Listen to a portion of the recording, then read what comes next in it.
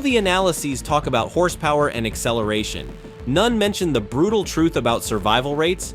What if I told you that some motorcycles were designed by error or negligence to put the lives of their own riders at risk? This isn't drama. There are machines with mortality rates so high they earned the nickname Widowmakers. We are talking about engineering that kills, chassis that bend, and brakes that are merely decorative. These are the 13 motorcycles that should come with a life insurance policy included, and number 1 will make your blood run cold. Let's begin. Position 13, Maico Enduro 685. If street bikes seem dangerous to you, wait until you meet the beast of the mud. The Maico Enduro 685 was not a motorcycle, it was a surface-to-surface missile with handlebars. We are talking about a 684 cubic centimeter single-cylinder two-stroke. Yes, you read that right, a two-stroke of nearly 700. To give you an idea, it delivered 82 horsepower with a weight of barely 101 kilos. The power-to-weight ratio was so absurd that the bike behaved like a rocket as soon as you opened the throttle. The power delivery was savage, with no compromises. A razor-thin power band that went from nothing happening to sending you straight to heaven without warning. If you weren't prepared, a wheelie was guaranteed.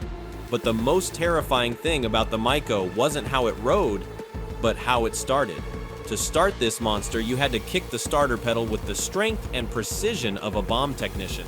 The compression was so brutal that the kickback was legendary. There are documented cases of riders with broken legs, literally, from trying to start the Maico without proper boots. The pedal would fly back with the force of a sledgehammer, and if your foot was in the wrong place, goodbye tibia.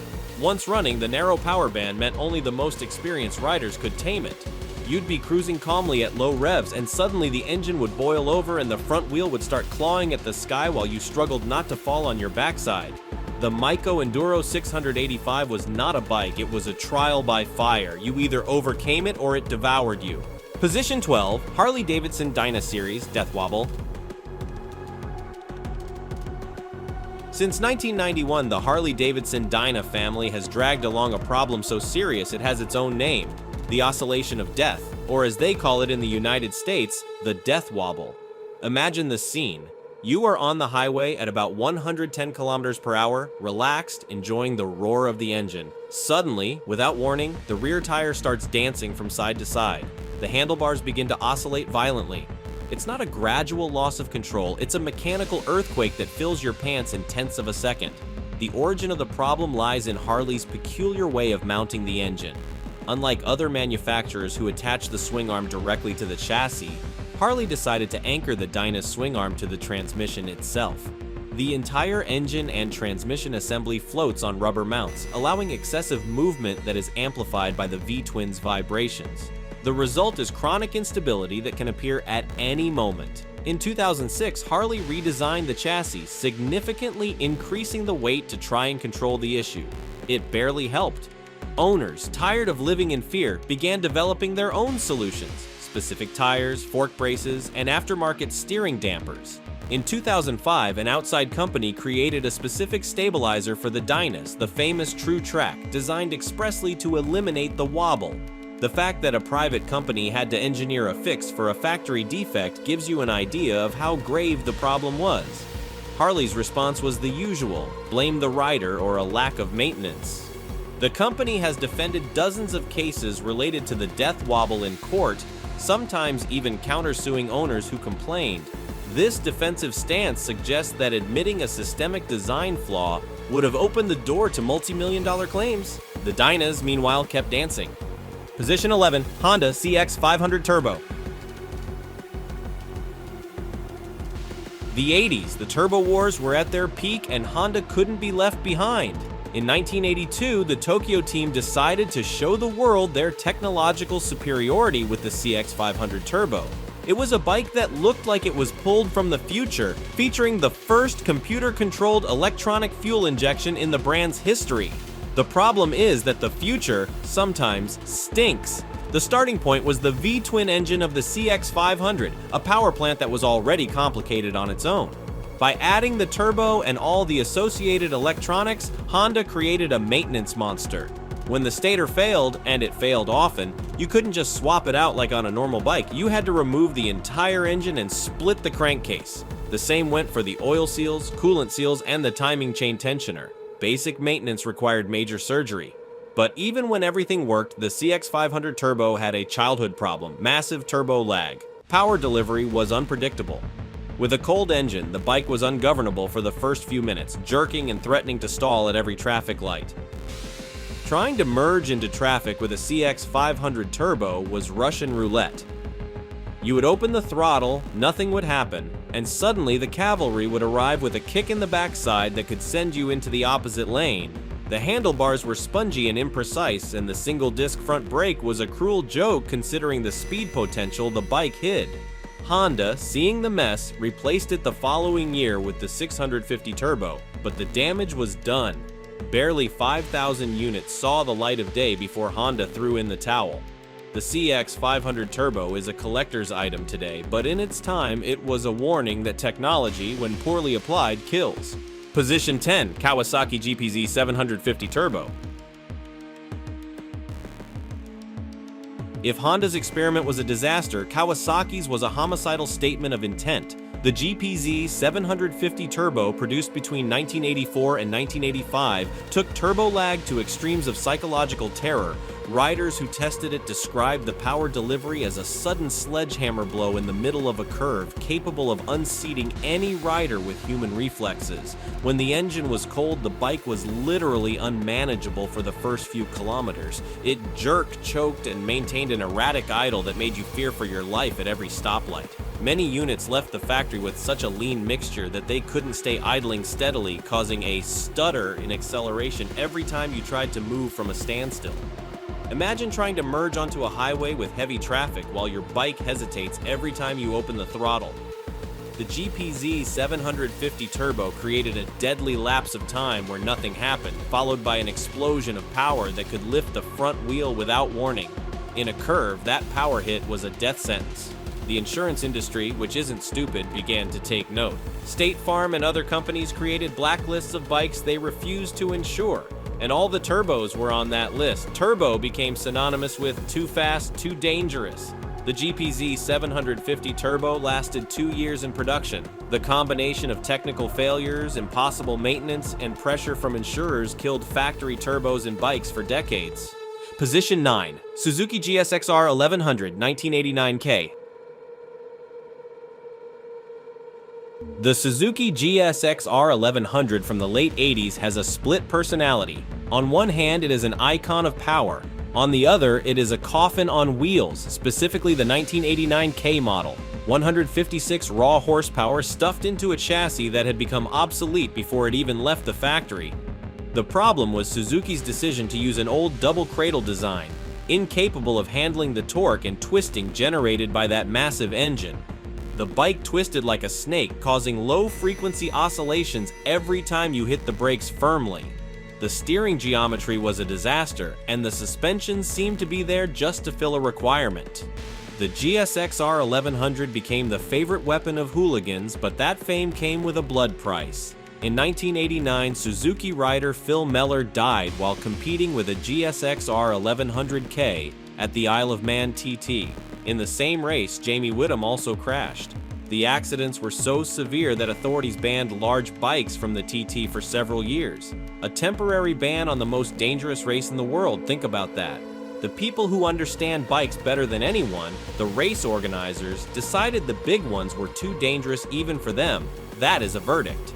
And the problems didn't end there. Later models of the GSX-R had to be recalled for frame cracks under extreme stress. The struggle between power and structural integrity was a battle Suzuki seemed to be losing. Position 8, Bra Superior SS100.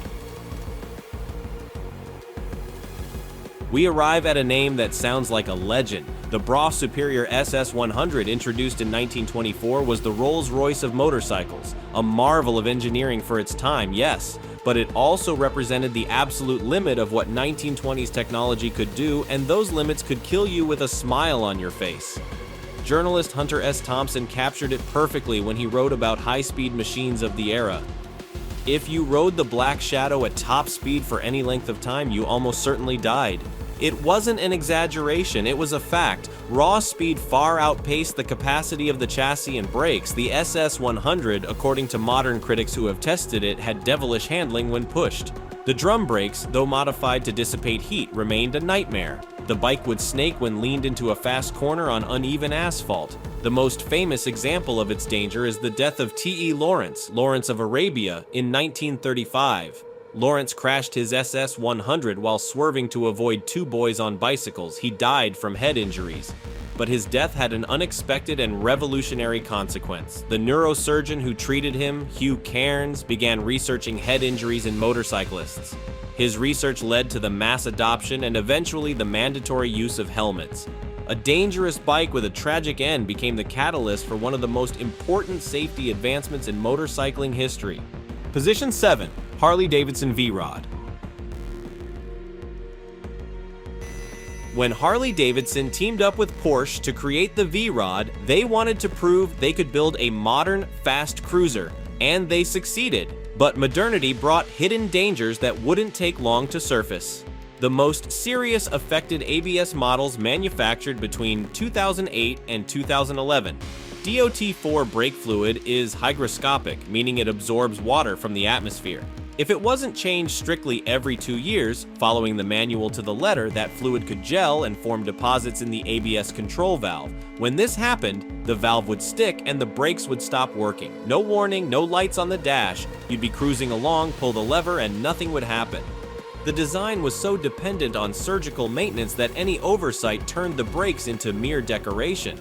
But that wasn't the only problem.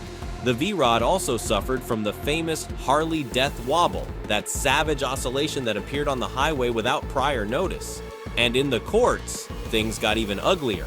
A $287 million lawsuit against Harley-Davidson after a fatal accident caused by a failure in the traction control. The system incorrectly activated the rear brake due to an erroneous wheel speed signal.